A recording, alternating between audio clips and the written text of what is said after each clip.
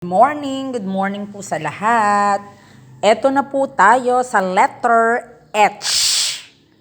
Letter H, ang ha, he, hi, ho, hu. Ha, he, hi, ho, hu. Nalalagyan ng B up to Z. Ang Z andi dito sa kabila. Eto po. Ayan. So, mabilis lang naman po. Dalawang letter ang gagawin natin. So, eto po. Papabasa po natin uli yan. Hab, heb, hib, hob, hub. Oo. So, sa hab, hib, heb, pinaikling Hebrew. Yan po yan. Sunod, eto po, yung hub in English, gagawin nating hab. Hub. So, yan? Lugar. Kumbaga. Next, ito po, hak, hek, hik, hok, huk. Meron minsan na palayaw na hak. May mga ganon. O kaya yung halimbawa na hak. Lagyan ng K yan. Hak ang basa doon. Ibig sabihin may gumamit na iba. Yan, na walang pahintulot. Kinuha ang iyong FB account. So, ganon. Next, had, head, hid, hod, hood. So, ang had, past tense ng, have. Oo. Past tense siya, had. O kaya naman, doblehin, had, sakit sa balat. Then, hid, past tense ng hide. So, yan po yan. Next, half, hef, hif, hof, hoof. Wala naman ako ibang alam na meaning niyan. Pero ito, lagyan ng L dito, silent L, half. Kalahati yon in Tagalog. Next, hag, heg, hig, hog, hug. Buhag-hag. Yan yung spelling. Bu-hag-hag. Inulit lang.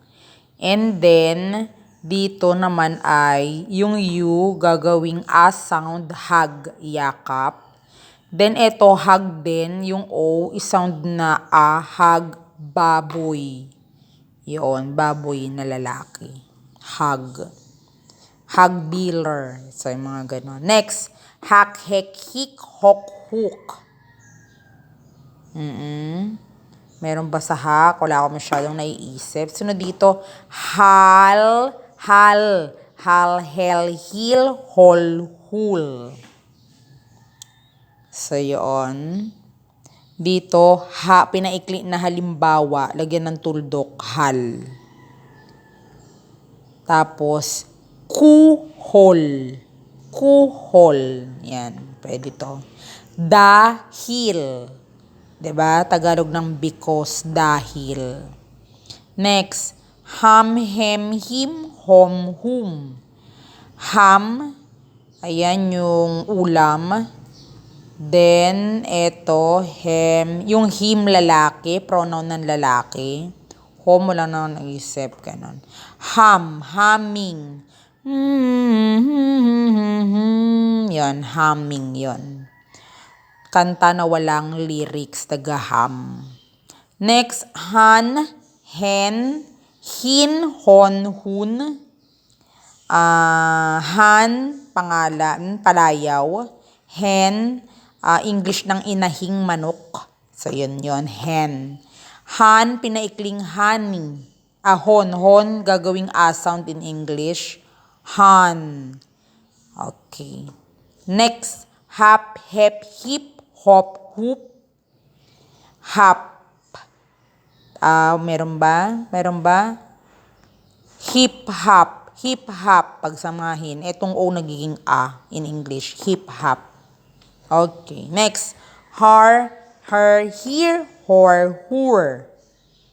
Harlin. So, meron ganon. Harlin. Herlin. Si, yun yung magandang babae, Herlin. Budol ba yun? Or kaya, pronoun din ng babae, her. Here, wala masyado. Hor. Okay. Next, susundan na po natin ng isa pa, yung continuation. Continuation po nito. Yan, gawaan nyo po sa bahay ng ganyan ng inyong mga anak. Ito, konti na lang. So, yan. Continuation ng ha, ha, ha, he, he, he. Okay. Has, has, his, hos, whose. So, meron po tayong has. Di ba merong has, he, iba pa yon. Has, had. Ganon. His, his, lalaki pronoun. Next, hat, het, hit, hot, hoot. Yan, maraming meaning dito. Hat, sombrero. Hit, nasaktan, nasuntok. Etong O magiging hat. Hat, mainit. U magiging sound hat. Tarang bahay, kubo. Yan, hat. Next, heb. Hab, heb, hib, hob, hub. Ito naman, pinaikli na lang yun, HIV. Pero hib yan eh. Hib. Pwedeng lagyan ng hive. Oo, yung pinupunta ng mga bubuyog. Hive naman yun. Ito, hub. Pwede naman linking verb hub. Lalagyan ng A. Next, how, hew, hew, how, who. How, ini, how. Yun, pwede po yun. Ito din, yung O magiging sound, how, paano in Tagalog. Sunod, hi, hey, he, hoy, huy. Hi, buhay. So, yun, pwede. Hey, you. Yun, nagtatawag, mga yung padamdam, kumbaga. Hoy, padamdam din. Huy, mas padamdam.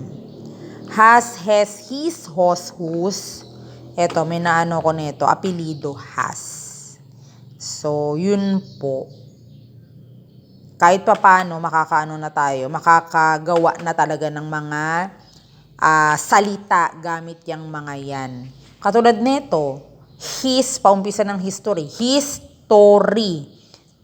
Dagdag lang ng T-O-R-Y. History. Tapos ito, host. Lagyan ng T. Host. O kaya naman husto. O kaya tama lang. Host na may T-O. Husto. Yan, nakakabuo na. Ito, hit. Lagyan ng O sa dulo. Hito. Diba? Mga ganon. Or old rin to. Heto. Yung parang, ayan na. Heto. So, ganon po. Pwede na. Unti-unti lang. Has. Lagyan ng A. Hasa. Diba nakaka-spelling na po tayo? Hasa.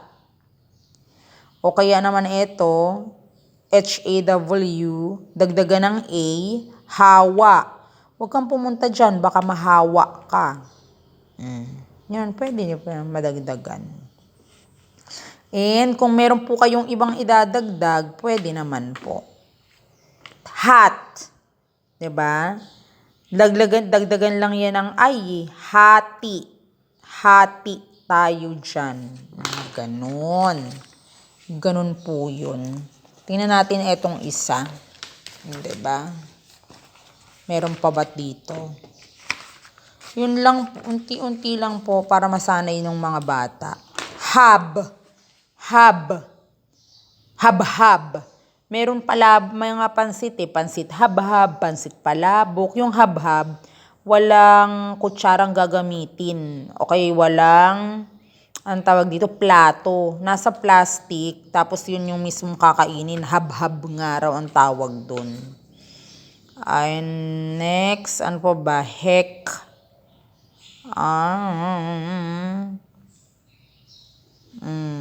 Meron pa ba tayong maidadagdag? Hack. Eto, hal. Hal. Hala. Hala, hindi mo pa naisasoli yun. Ganon. Tapos, heal, di ba? O, lagyan ng O. Hilo. O kaya, yun nga, yung dahil. Ham. Ito. Pwedeng mga palayaw yan. Halimbawa, ham-ham. Yan, pwedeng palayaw. Ito, sahap. Lagyan ng PY, happy. Happy. Ganon. So, syllabication yan eh. ganyan, tapos iha-hypen mo, tapos ganyan. Happy. Hindi siya dito iha-hypen. Kasi pag mga double-double, yan, ipaghihiwalayan yan sila. Happy. Okay. So, sana may konting natutunan. Unti-unti lang po. Unti-unti lang. Hanggang dulo malalaman. Matsyatsaga na natin yan. Siguro mga ilang upload na lang, 'di ba? Okay. Till then, maraming salamat sa panonood. Share natin po sa iba para matutong makapagbasa. Maraming salamat. Bye-bye.